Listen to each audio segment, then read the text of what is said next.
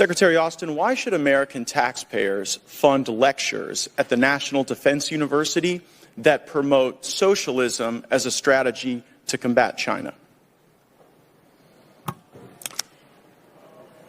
It's the National Defense University is an academic institution, and I don't know of any such lecture. But well, that's surprising because it was widely reported. The National Defense University had Thomas Piketty come, and this was the title of his lecture, Responding to China, the Case for Global Justice and Democratic Socialism. So now that you know that they did this, would you agree that embracing socialism is not an effective strategy to combat China? Well, I certainly don't agree with embracing socialism. So that means... I'm sorry. We're not going to do this. We're not going to let the guy say 4 words and still talk and then cut him off. We're just not. I control the time, Mr. Chairman. Yeah, but you also have to be fair to the witnesses. No, but I got the answer I wanted. I have a follow-up. My follow-up question is if we don't embrace it, then I guess why did the National Defense University put out a statement? Again, this is funded by U.S. taxpayers, saying in this talk, Mr. Piketty will argue that the right answer lies in ending Western arrogance and promoting a new emancipatory and egalitarian horizon on a global scale, a new form of democratic and participatory, ecological, and post-colonial socialism. So why would we invite people we don't agree with to evangelize views and values that we don't share at the National Defense University when we should be learning strategy about how to combat our enemies and make assessments that are accurate? And we do learn a lot about strategy and about the military and about joint force development, and so that is our focus in these institutions.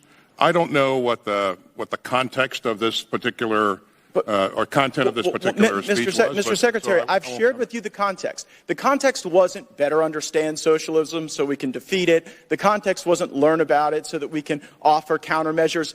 The concept was that it's time for socialism. And the reason I know that's the context is because the lecture was pulled from a book written by Thomas Piketty entitled Time for Socialism. And I just can't help but notice. And so your question was whether or not we... I control the time. Your question You guys have been blowing a lot of calls socialism. lately on The matters answer of is no. strategy, Mr. Secretary. You guys told us that Russia couldn't lose. You told us that the Taliban couldn't immediately win. And so I guess I'm wondering, what in the $773 billion that you're requesting today is going to help you make assessments that are accurate in the face of so many blown calls?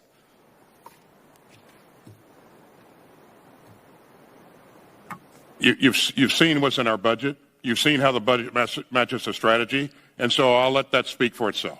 Well, I mean, I've also seen that we're behind, Mr. Secretary. We're behind in hypersonics. We failed to deter Russia. Last year, so what do you mean we're behind in hypersonics? How do you? Okay, who's ahead in hypersonics? How do you make that assessment? I don't know. I make that assessment because China is fielding hypersonic weapon systems and we are still developing them. I make that assessment because Russia actually used one. By the way, your own people brief us that we are behind and that China is winning. Are you aware of the briefings we get on hypersonics?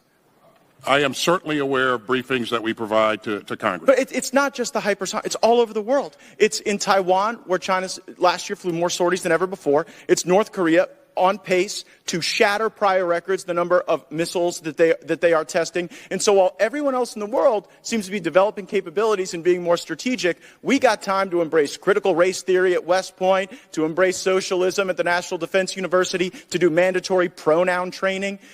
Do you assess... You know, it's again, this is the most capable, the most combat-critical force in the world. It has been, and it will be so going forward. Not if we continue down this path. To do that. Not if we embrace socialism. The fact that you're embarrassed by your country. No. I'm embarrassed by your leadership. I am not embarrassed for my country. I wish we were not losing to China. I wish we were. You know what? That is so disgraceful that you would sit here and conflate your failures with the failures of the uniformed service members. You guys said that Russia would overrun Ukraine in 36 days. You said that the Taliban would be kept at bay for months. You totally blew those calls. And maybe we would be better at them if the National Defense University actually worked a little more on strategy and a little less on wokeism. Has it occurred to you that Russia has not overrun Ukraine because of what we've done and our allies have done? But that was Have baked you into ever your even thought flawed about that? assessment. That was baked into your flawed assessment. And so I saw that the Obama administration fact that we tried helped to the destroy Ukrainians our was a military flawed by assessment? starving it of resources, and it seems the Biden administration is trying to destroy our military by force-feeding it wokeism.